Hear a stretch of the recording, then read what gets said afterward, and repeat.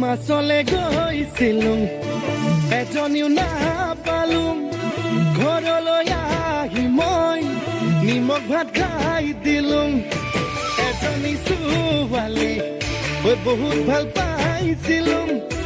এটালৈ পলাই গ'ল এচুমাও নাপালুং